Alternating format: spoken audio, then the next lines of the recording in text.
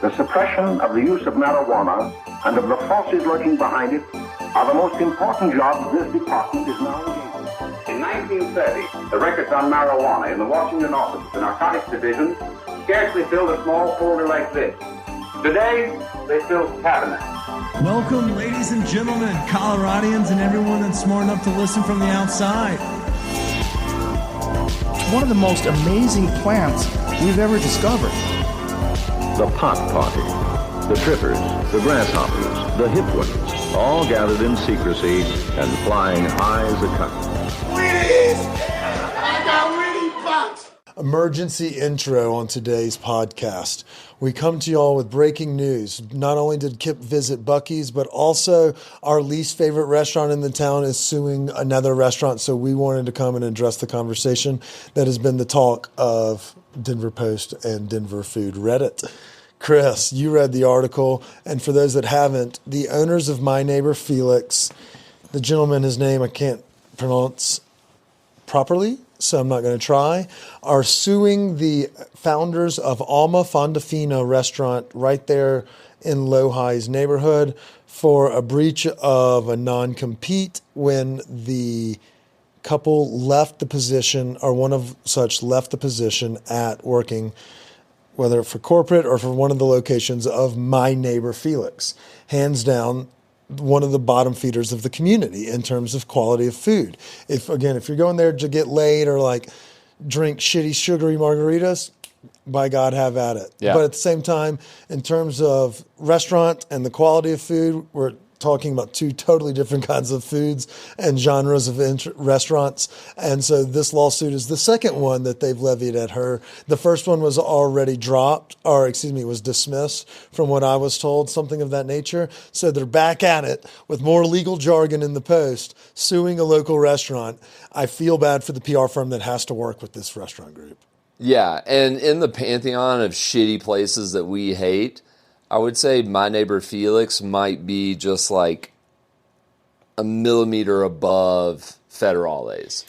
But that's the same thing. And so, like, to my point there, when, like, this whole lawsuit, it's just bullshit. Like, the irritating thing to me after reading that article is the fact that you're trying to compare this new restaurant concept with My Neighbor Felix. And if you even just look at the space that the new restaurant took over, which was 40 truffle fucking table seats. It's a fine dining establishment. There's nothing about it that says fast cash. And are you here for 64-ounce margaritas and wearing a sombrero for your bachelorette party? There is none of that. So to think, the reason they're doing this is they want to try to get rid of some of the competition, but as many people have said online, the whole neighborhood is their competition because they're not any good of their own. So it's like, what the fuck are we doing here? And, I mean, I'm not for certain, but I would say the demo for My Neighbor Felix is not the same demo as the new establishment. Like, couldn't agree more. You know, like, you're going to the new establishment with a date or with friends. I mean, the vibe alone, yes, but I think the point also remains is that if they breached a non-compete in terms of serving food from south of Texas, then I feel like that's a very loose clause that they're campaigning on. Yeah. And I think that's what the loose verbiage is saying, is that they are supposed to be portrayed as a different style, or they should have opened a different style, but have used verbiage that would be in the same lingo as a place as a bottom feeder as My Neighbor Felix. And I just feel like this is a bullshit operation done by a corporation to go after a local small business, because even if they don't win, and they know they probably won't, because if anybody hears this, they're going to be like, quit being a dickhead and just go back to raking in cash. Right. But that's what they're trying to bleed out the competition, when realistically there's 4 other restaurants that are 10 times better right up the fucking hill. So it's like, you're not going to ever be seen as a quality spot, so So stop trying to like sink your competition. Just do what you do, go about your business, and leave this restaurant alone. Yeah, and it's not. Yeah, the competition thing is stupid because they're pulling from two different bases. Yeah, and, I mean, and my not only feelings that hurt though, because of that. I want to say one thing I read in there even got down to like cocktails, and when we're talking about like, you know, inventive cocktails and stuff, like what's to keep any other fucking bar or something from being like, oh, that cocktail, like, you worked for us a while ago, like, obviously you stole this recipe. Like, that's fucking stupid. There's, you know, like, there's a million ways to make a bunch of different drinks, and, like, I just feel like it's a way to just try to fuck the little guy. Yeah, and it's And I aggravating. don't think it will work out. I hope it doesn't. You know, we're not cheering for those people at all in any side of the imagination. We feel for those that are getting caught in the crossfire. We didn't mean to throw any hate at whomever has to actually field the onslaughts of terrible comments that will be coming their way in the PR and marketing world. But I'm sure there's an influencer that will come in there and help you. Either way, we have a great fucking interview, but we also have a kick-ass deal going this week to celebrate our friends from Black Box Bakery, 1 year anniversary, and our friends at DialedIn, 1 year in their new warehouse. Chris, don't you fucking do it. I will beat your ass. He's about to eat beaver nuggets on this podcast. He was going to stab you in the hand too. We're going to do a little another Wake and Bake special. What we did with Rosenberg's and Open, they did it for National Bagel Day. And we're like, let's keep this train rolling. So you can visit Black Box Bakery, grab a croissant. They will have little cards for you if you want one, little gift cards that get you discounted, dialed in at Starbuds right there in Lakeside and the one in Belmar. So I've been doing and you can see it on our social, it's the pipette of injecting your croissant with the liquid THC. So you can just kind of get a little kick in the pants as you start your day. It's fun. How did it work out? Like, I'm curious. Like, because I'm obviously like super excited to try. But when you pipe, like, does it mess with the flavor? Not too terribly bad. No? So the strawberry cream croissant, you can see it with the red ribbon, has cream inside of it. Right. And Dialed In has like a simple syrup. So like you get it in there, it kind of gets in the folds and goes down in that hot ass bake. It's good. It's a pretty fun little snack. And then you can do it again with other stuff, keeping the pipette that you get from Starbuds, or you can just enjoy it by pouring the rest in a cocktail. Pipe it in your mouth and then take a bite? That's what she said. You can also put it in a drink or savory dishes, as y'all seen through our videos with them in the past. Like, they're just two great teams that we like working with. So we figured we'd try to do another Wake and Bake. And so Starbuds was like, hell yeah, we'll do it. So shout out to Aaron over there at Starbuds, Miranda and Max for setting up this interview this afternoon, as well as the team over at Black Box, Chef Ty, Chef Ariel, Chef Megan. The whole fucking team were so nice to let us in the kitchen to film and snack, and their food is a banger, and you'll see them for a lot longer than just 1 year. Yeah. They'll be rocking and rolling down in Edgewater for a hot minute. This coming Monday, we will film our episode in the Buc-ee's parking lot as we do the Buc-ee's Challenge, which will be voted on by our community. So everybody's going to get $50 to go in and shop however they want. And then we're just going to let the community vote. I bought some snacks when I was up there yesterday, so it's not cheating. Everyone, we can try some on the way up so you can know if you like that flavor or if you want to get something totally different. I brought them as tasters. So like if you don't like the beaver nuggets with that maple syrup kind of vibe to the corn puff, then you know that's not what you want to spend your $50 on. But I'll tell you what, they have a whole wall of ices. I don't know. I like the old school slush puppy machine. Oh, the red and the blues? Well, the one, yeah, and you could pick your flavor and like pull the slush puppies. Those were great. We didn't have fancy slushies. We just had the red and the blue. So it could get purple. Well, that was icy. No, icy was Coca-Cola and cherry. Yeah.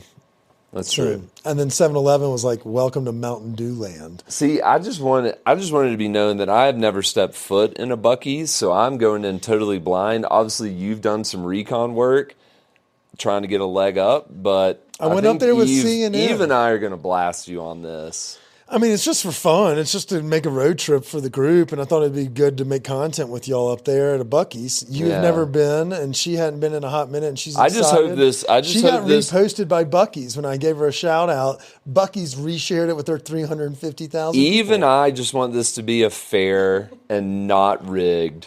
Can we make a stipulation like whereas...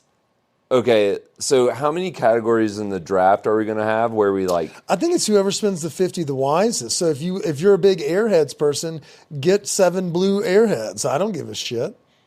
But I think we should have like a category or something. Okay, let's do it. Or I think we should have like... It could just be a pile of stuff and people just pick whatever they like of the fit. I kind of like just... But I think we also... I at. think we may need draft, one... Everyone goes and buys, we come back and draft. I think we need one category for souvenir. Like non-food related items. That's fair. And then the rest can be food. But okay, I like that idea. I think you have to get one non-edible object. Okay, but if you want to get like 10. You can. But you have to at least get one. Okay. I think that's fair. And you have to get at least one edible object, right. Whether it's an icy, an Airhead, or a chopped barbecue. I mean, they have like 4 different sandwiches. I didn't get any of the beef sticks. So that, I mean, is a whole thing. Like there's so many dried meats. It's like wild. So we'll snack on the jerky and the puffs. You got to be careful with jerky because that can really put a dent in your budget. Well, up here, it's not too expensive. Again, it's just a convenience store. But at the same time, it's a fun convenience. I'm excited. Yeah, it's like shopping on the right side of Cracker Barrel. That's the best part. The general store. Yeah, the general store.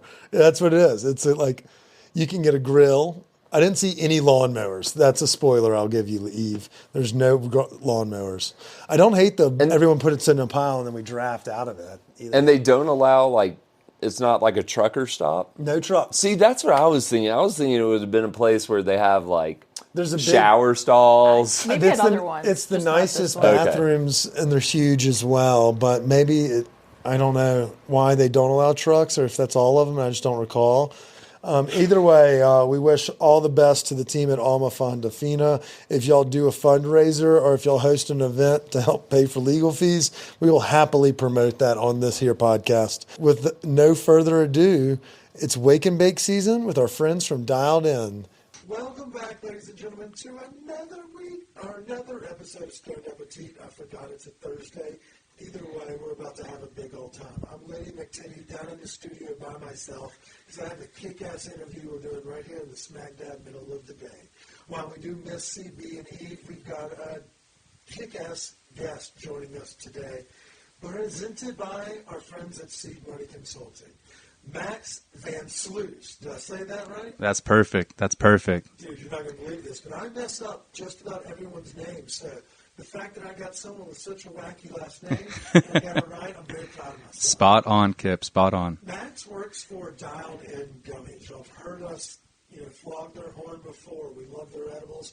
There's been some conversations in the streets. They've done some kick-ass shit in 2023, and then they're throwing the party with us for 2024's March Madness. So we had Max come goof off with us in the studio where we're just going to... We're going to learn a little bit about what the industry's talking about, what's in the future, and then we're going to get to know the man behind the delicious gummies that also knock our dicks in the dirt. Happy to be here, Kip. Happy to be here. We start every episode the same way, Max, and that is, are you a transplant or a local to Colorado? Give us the details. I am a transplant. I am originally from Cincinnati, Ohio. Shout out to the Bengals and the Reds. But I did move here. It's getting worse. It's getting worse. Yeah, and I heard Tyler Boyd might be going. T. Higgins wants to be traded.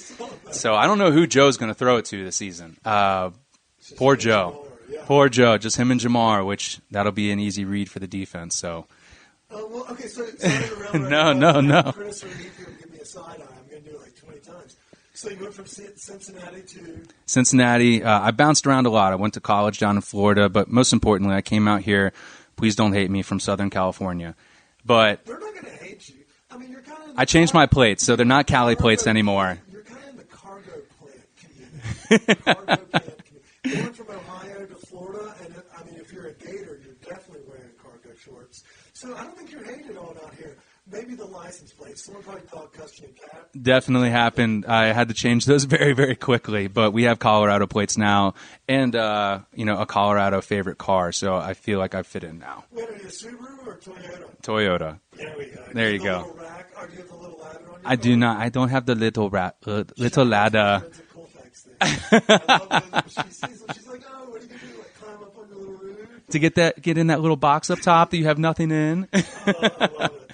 I mean, I get it. I'm Team Toyota as well, but sticking with the sedan. But yeah, that's an ingratiating period. When did you move to Colorado? I moved here in 2019, 3 months before everything hit the fan. Okay. Yeah, so I really didn't get a true taste of Colorado or Denver for that matter until the later part of 2020, maybe even early 2021. So I think we had some weird things go on, whether it was starting in 2016 with kind of like the broken brain syndrome from politics, but then COVID made it worse, where everyone had to feed off the internet, and so some folks found deeper holes than others. But the city used to be so gorgeous. I promise. It still has some charm to it. Oh yeah, I love it. Tons of charm. I'll be here forever. They'll have to bury me. They'll have to fly me home from falling off a boat. With those mountains in the background, how can you leave? It's gorgeous. So did you come over for weed coming from California? I did. So I actually was an accountant prior to coming into cannabis. Get the fuck out of here. No, I was an accountant. Just about that. You're like, yeah, what kind of an accountant is that's a seed money consulting conversation. That's it. That's it. So wild. I worked for a multi-channel YouTube network back in Los Angeles, and I actually was responsible for paying a lot of the creators or influencers, if you will, to attend certain events, mostly in the fashion and beauty-based industry. But, when I came out to Colorado, I really wanted to dive into the cannabis space and wasn't really sure how I was going to make that happen. And a buddy of mine who I call my Miyagi, if you will, he is actually out in Michigan. His name's Will. Shout out to Will. Hey, Will. And so Will was like, look, man, you got to get in a dispensary. You got to get in at the ground level. You'll learn about all the brands once you get into that dispensary. And from there, you'll either grow or you won't. It's pretty simple. So I started working at Den Rec. Shout out to Den Rec. As a bud tender. So Den Rec gave me my opportunity, and I was lucky enough. I like to say where I am at now is a mixture of right place and right time with a lot of hard work added to it. And when I say that, I mean right place, right time. I was working at the Den Rec on Bannock at the time. The owner of DialedIn Gummies, Jason Manigold, was actually still doing deliveries because the company was still so small. I actually was lucky enough to meet him on a delivery, made a connection. He's the best. He's the best. I texted him when I was out of town, and he was leaving town. He was like, yeah, I'm getting in an RV and getting out of here for a little while. I love that man. He is. Heart of Gold is absolutely factual. He ran this company from his heart, and that's why we have such a great product. It was more important to him to run a really great company and create a really great product than it was to do anything else. So that's how you met, and that's how you found your way to DialedIn. Absolutely. Well, the shift time the schedule? So yeah, ironically, a week prior to meeting Jason, I had actually gotten my first DialedIn sample. Prior to this, I still am a very heavy smoker, flower and concentrate focused. It wasn't until I had this sample of these gummies that I'd never heard of before, and I had one, and I looked at the tin, I'm like, well, that was way too good not to eat another, but what's going to happen? So I ate another, and I'm like, well, shit, that was really good. So I ate another, and next thing you know, 20, 30 minutes later, I'm feeling the effects of these 40 to 50 milligrams, and I had no idea edibles could hit like this because, honestly, rosin edibles, they were starting to gain traction in California, but they still weren't that big there either. It was distillate, live resin-based edibles. So that was my first real experience as a rosin edible, and it was a light bulb moment. I knew this was the brand that I needed to work for. It was either this brand, there were a couple others that were on the docket, but I knew because this was such a new brand, a lot of the other brands had been established in the state, so I knew this was something very special. They had something really cool. And then, honestly, just through more interactions with Jason, I was able to have lunch with him one day, convince him to let me come on, help him steer the ship in the right direction, explain to him my management experience because prior to accounting, I was a restaurant manager for many, many years across many sectors. Oh, we're talking cheese sticks. Yes, yes. So, it was a really cool story. I was able to come on at the very beginning of DialedIn on their first year, and I'm about to celebrate 3 years next month. So it's been quite the ride. Okay, so in that 3 years, it has been quite the ride, especially navigating the interesting dynamic for the cannabis scene through COVID, because obviously deemed an essential business, sales, and everyone not going into offices or everyone working remotely and spending time apart, cannabis was right there for you. It was a very great time to be in the space. And then things have started to wilt. Over the last 3 years, we've seen revenue has fallen across the state. I think visits are down across dispensaries. And brands are starting to actually vacate the more saturated markets like California and Colorado.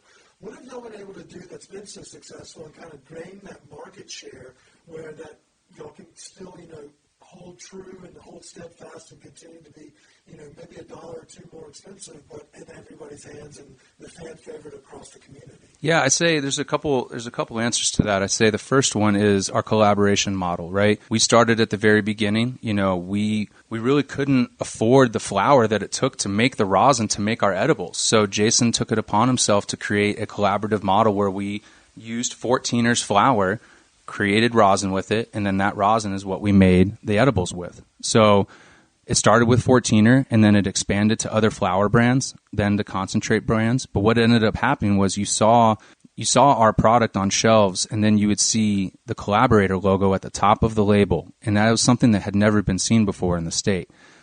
It gave the end user an opportunity to consume an edible with flower that they generally consume as an inhaled product. They now get to experience those cannabinoids and terpenes in an edible product.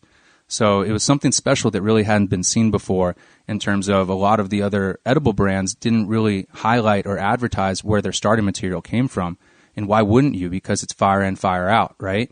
So if you're using the best input material at the very beginning of the process, you're probably going to end up with a really great product at the very end of the process. That's a really good point. And y'all do a similar model to what we do, where by working with, actually trying to benefit the other parties as well, not only are you procuring product, getting it off their shelf, using it, things of that nature, but you're also carrying some of the marketing weight forward. You're like, hey, we did this collab. We're known as an excellent product, so we're not going to go partner with just some old schlep like us. But y'all work with high-end, top-of-the-line products and brands, and also do some really fun collabs in the community.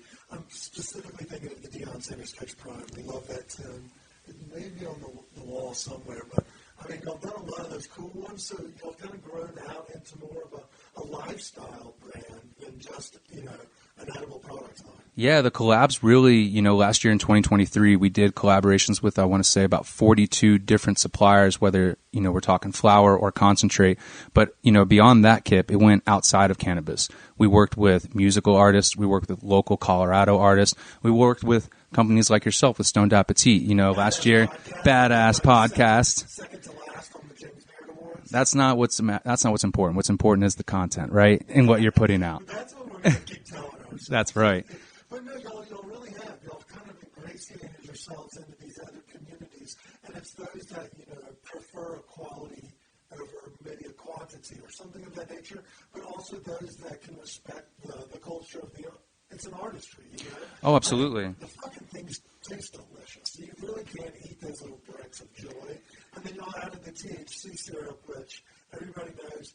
None of these brands, they all look like semen. I'm not going to let anyone get away from it. All of the brands. But y'all added a liquid THC line to the product, which is a fun little, you can pipe it in, you can take it back in a drink, you can just throw back a couple capsules. You can make a sauce with it. There's so many options. We made a barbecue sauce on your podcast for King of Wings. I remember. Yeah, yep. Absolutely. Chef Dave from Samosa Shop. Shout out Chef Dave. I think he made a great vinaigrette with that salad, that cucumber watermelon salad, if you remember. There were a lot of milligrams consumed on that day. But that's the coolest thing is y'all found different ways. Y'all are working with chefs, working with folks in the community, and then also sponsoring events like the silly ass Stoned Appetit March Madness. Which, by the way, you crushed that bracket. I don't even know how you were able to think of all those amazing restaurants. I could barely think of 10. You made an entire bracket. So the committee helped us, but really the buck product stuff to me, so everyone's been able to voice their displeasure through our DMs. Oh, God. Real choice operation. I can only imagine. But at the same time, yeah, we try to just have some fun with it. The winner's going to get, a gaggle of gifts for the staff to show our appreciation for them playing along, but also they get some cool-ass gifts like this table that was made for us from Quartersawn. Once we realized what they could do, we reached out to see if they wanted to do the sponsorship, and they're like, hell yeah, they'd love to do some products for the front of house. Even better. I know, and our friends at Marguerite Ellingson, they do the back of house, so a chef gets a little shopping spree. Oh, man. Y'all are doing cool shit, and it wouldn't be possible without y'all. Well, thank you for letting us be a part of it. Yeah, well, enough glazing. Let's get back to the business at hand. What are the cool shit going down in 2024 beyond our badass bracket? What do y'all have on the horizon? Yeah, I mean, we're going to continue to collaborate with some of the top brands in the state. If there are new brands that come out, we obviously want to work with them as well. There's a really great rosin brand that we just started working with called Big Heads Little Necks. They just literally launched. Yeah. Yeah, shout out Andrew and Chris over at Big Heads Little Necks. They absolutely crush it. I mean, they have such a small team, and they put out some of the best product in the state. We also work with another really great brand out there, Soy Cubano. Those are brothers to me, man. Those guys consistently put out some of the best hash in the state, in my opinion, bar none. When you're talking terps, flavor, consistency, quality, all of it's there. So, big supporters. They're always willing to share, and they're always out there supporting local businesses. I love that intertwining. Y'all have a pretty large platform, whether or not it's in the newspapers or whatever. But at the same time, heavy is the head that wears the crown. 100%. Rumors that are kind of circulating through dispensaries. I don't know if you've caught wind of a few of those, but I think everybody else has. I've caught wind of a few. I think the biggest one out there is that we're leaving the market like some of the other brands out there, and I just want to put it out there that is absolutely not happening. Staying in Colorado. Our roots are here. This is where we started. This is where we got our jump. We have no interest in leaving. We're going to double down, in fact, on the state. We're going to expand our production footprint. We're going to expand the amount of collaborations that we do and who we work with, the amount of shops that you can find our product in, and we're going to continue to produce amazing quality products and still have that entertainment factor behind all of them. Yeah, well, I mean, I've heard some, just other stuff as it's circulating. You're always like, well, I mean, sometimes it is, come at the king, see best, not best, but at the same time, you'll continue to put out a quality product, and you'll continue to do quality shit in the community, so you'll have our support. Thank you. Thank you. How do you feel about the industry as a whole, though? I mean, I feel like I'd be remiss if I didn't ask you. The temperature of the water feels like it's changing a little bit. We're seeing, like you said, or how we've said it before, Coda, 1906, others are leaving the market as they finish off their shelves. How do you feel with, the competition that's at hand and things of that nature? Yeah, I mean, there's a lot of competition out there. I mean, we have seen, since we've launched back in 2019, I think we've seen 10 plus other rosin gummies enter the market. Some are using the same tin as us. Some are using very similar labels as us. It makes it very confusing to the end consumer sometimes on the shelf. But luckily, we were here first. I get yelled at when I accidentally buy the Costco toilet paper instead of the Charmin, and that's a 3-month problem. Yeah, that is a big problem. But folks come in and use it by name, but at the same time, it's an interesting dynamic right now. Not only with folks in the same, tins and packaging, not so much as that, but like a dwindling consumer pool, or more folks worried about the residual income in their pocket as grocery prices go up. How are we combating that? What do we have cool coming down the pike? I saw we had a new release recently as well, so you'll have some new products out there. Yeah, we just released a 1-to-1 CBD SKU where we were the first to launch a product where we used hemp-derived CBD rosin and then combined it with our own THC rosin. So it's for those that don't actually pay attention to the shit that you said, say that for if you're 5. Yeah, so we used a very clean CBD rosin that is derived from a hemp plant. So it's not an isolate based. It is solventless, which is the most important to our ethos. Gotcha. And then you'll just bear with y'all's THC. Correct. Okay. So will those be just available, are they available across the state?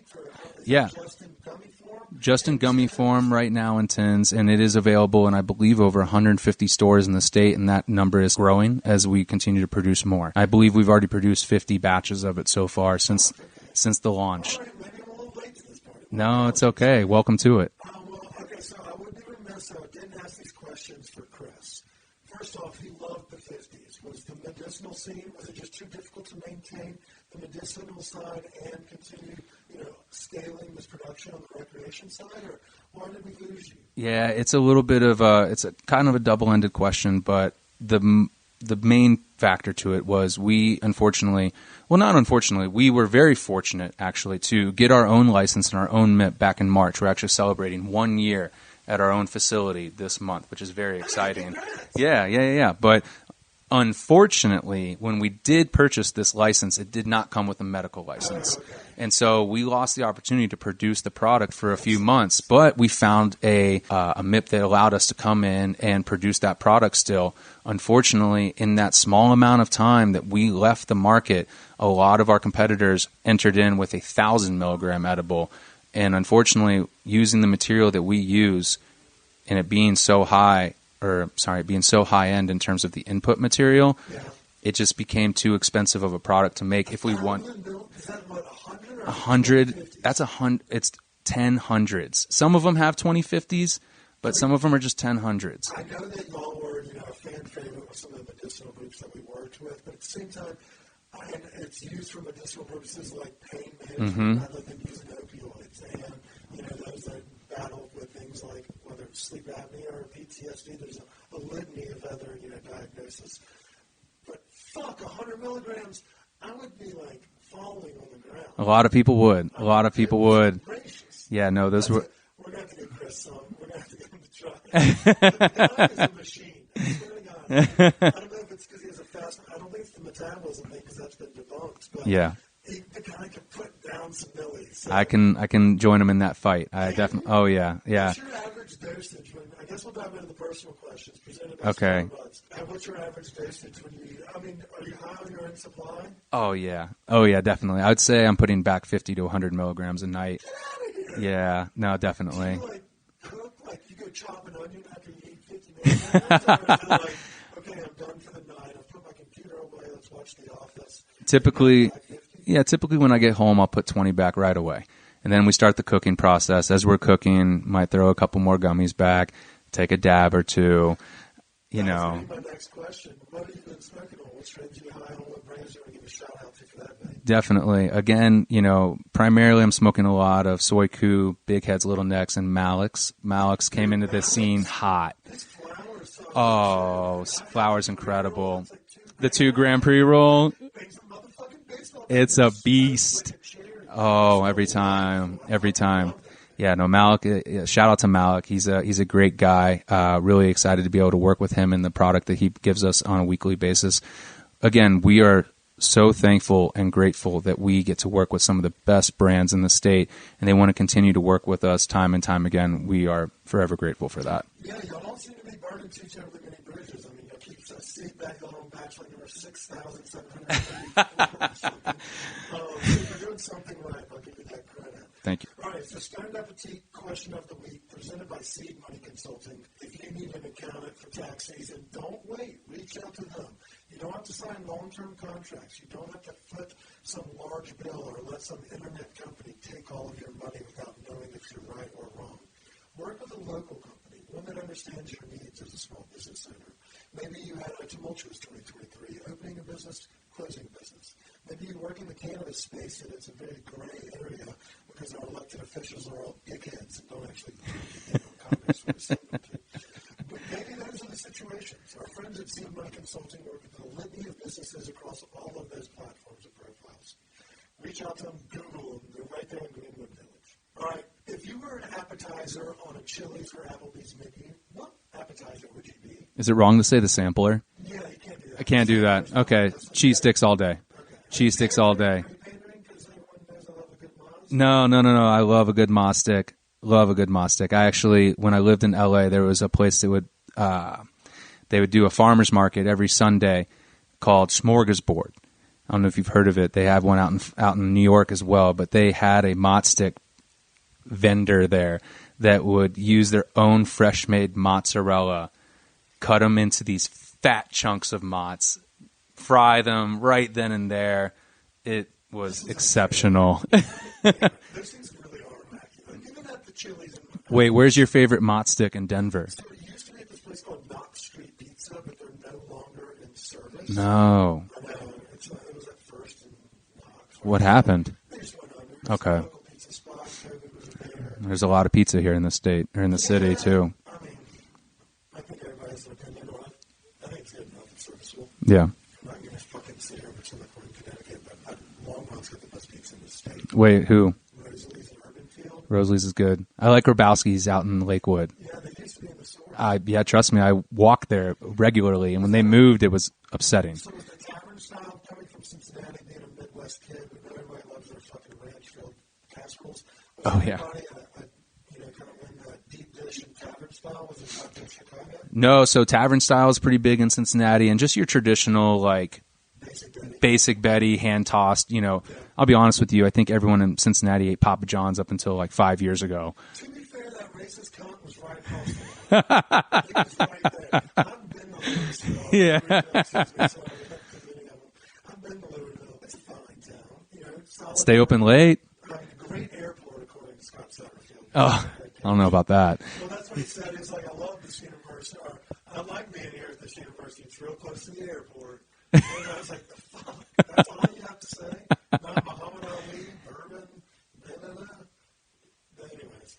No, I can get it. Like, St. Louis has a little bit of touch of that. Wisconsin does the same thing, but with a different kind of cheese and shit. Yep. Everyone has a variation, but at least plays kind of into that. Right? Any pizza that cuts their, or any pizza place that cuts their pizza into squares, I fucking love. Is it because you're 6 years old on the inside? I don't want the crust. Yeah. Really? Yeah, I want the center of it without any crust. You're the guy that have you been to Germano's? No, I haven't. Okay, it's on South Broadway. I eat in, so I'll eat the outside piece, and I just dive into the center. Like a battleship. You break through the iceberg, and you just go in this direct. Taking out all the enemies in the center.